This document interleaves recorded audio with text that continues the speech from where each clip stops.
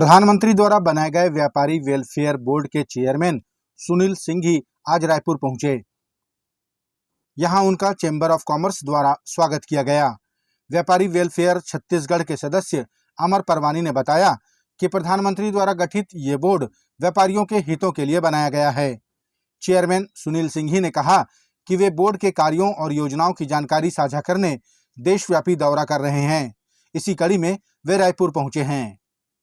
भारत में पहली बार राष्ट्रीय व्यापारी कल्याण बोर्ड का गठन किया गया है। इसको मैं चुनौती नहीं, ये एक समाधान समझता हूँ और लोगों के और व्यापारियों के बीच में एक ऐसी कड़ी भारत सरकार के साथ जुड़ने जा रही है जिसकी बहुत पहले से ज़रूरत थी। माननीय यशस्वी प्रधानमंत्री जी ने ये जो कदम लिया है, मैं पूरे भारत में इसी क्रम में घूम रहा हूँ। इसी कारण से आज मैं छत्तीसगढ़ में रायपुर में आया हूँ। पहले हम राजस्थान जाकर आए, गुजरात में कार्यक्रम किया, दिल्ली में कार्यक्रम किया, अभी यूपी में मेरा कार्यक्रम होने वाला है। उसके बाद हम इस प्रकार के व्यापारी सम्मेलन के माध्यम से पूरे देश में जन जागृति लाएंगे और इस व्यापारी कल्याण बोर्ड के साथ हर एक व्यापारी को जोड़कर हर एक समस्या के समाधान के साथ साथ उसका निराकरण भी किया जाएगा।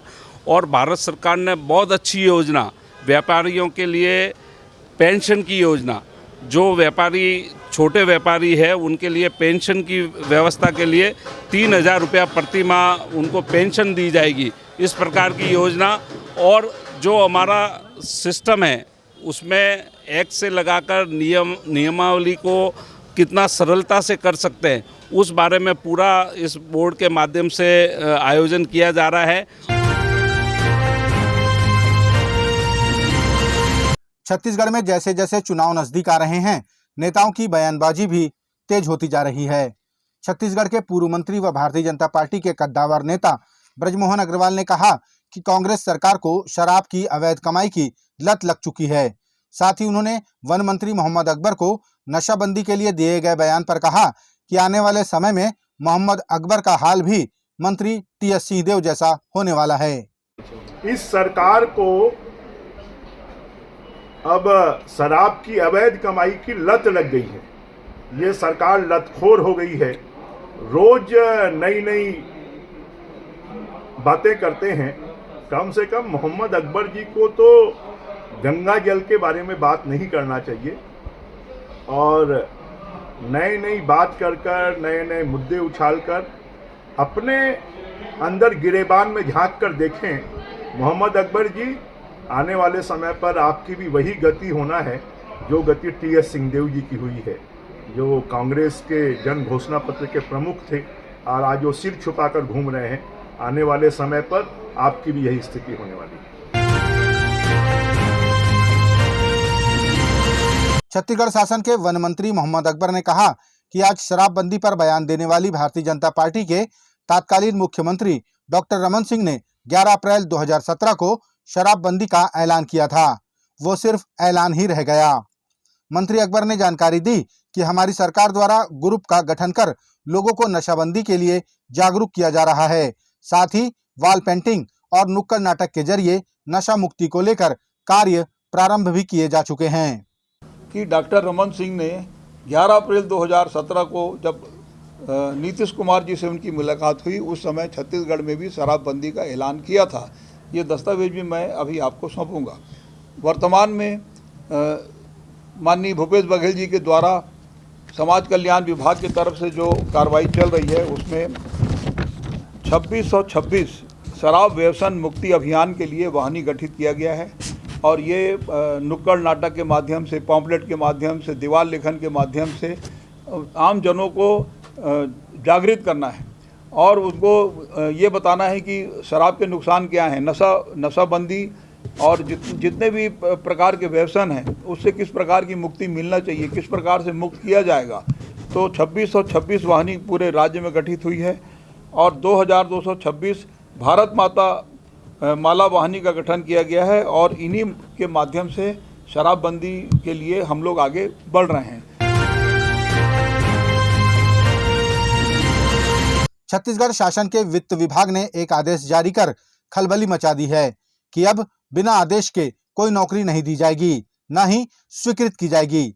इस आदेश को मुख्यमंत्री का आदेश बताते हुए भारतीय जनता पार्टी ने कहा कि ये इस बात के संकेत हैं कि सरकार पूरी तरह से कंगाल हो चुकी है।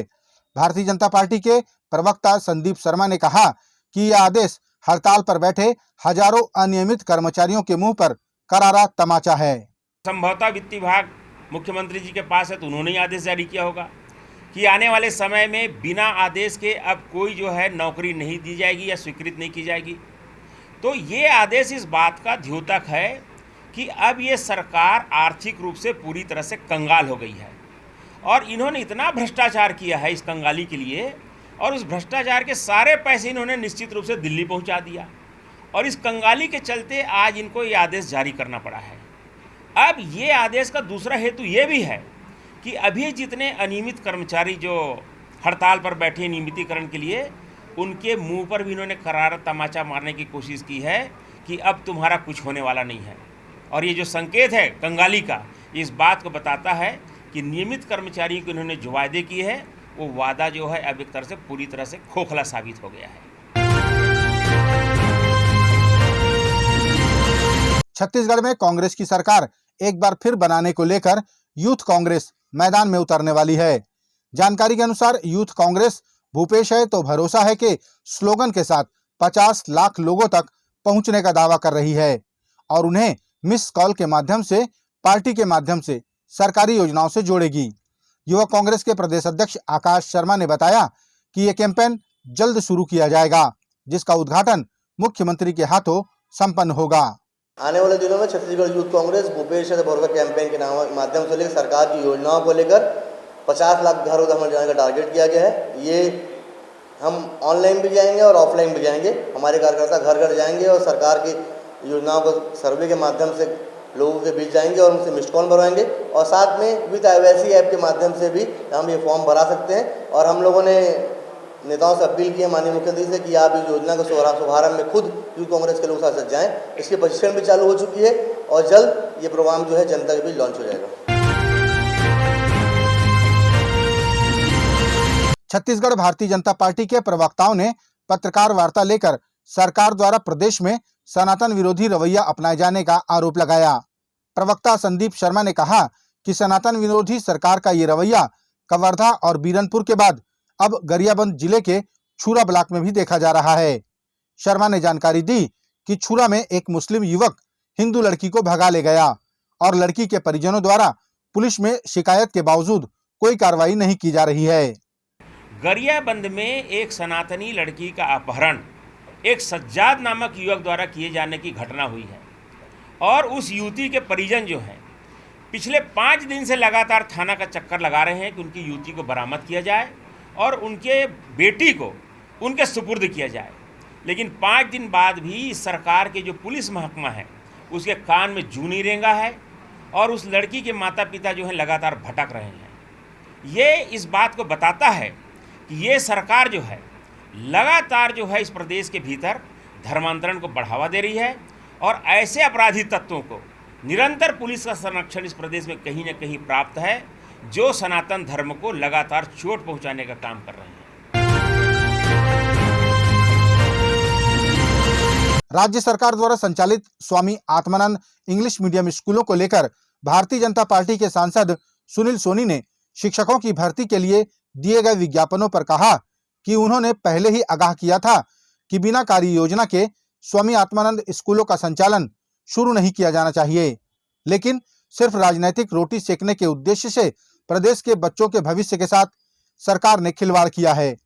सांसद ने कहा कि स्वामी आत्मानंद इंग्लिश स्कूलों में ऐसे इंग्लिश के शिक्षक चाहिए जिन्हें कम से कम 3 वर्षों का अनुभव हो। ना आपके पास में शिक्षक है, ना आपके पास में कमरे है, ना स्कूल ठीक है, ना व्यवस्थित कोई वातावरण है। और इस समय में शिक्षक यानी आपने जो विज्ञापन जारी किया है वो जारी किया है कि अंग्रेजी माध्यम में पढ़े हुए लोग हों, पीएचडी किए हुए लोग हों। अरे भैया ये तो एक पार्ट है। अगर वहाँ पर जो शिक्षक आने वाले हैं बहुत ज्ञानी आदमी अंग्रेजी का जो है वो भी अगर कहीं स्कूल में जाएगा तो वो नहीं पढ़ा सकता भूपेश बघेल जी। उसको कम से कम पढ़ाने का 2 से 3 साल का जो है अनुभव होना चाहिए।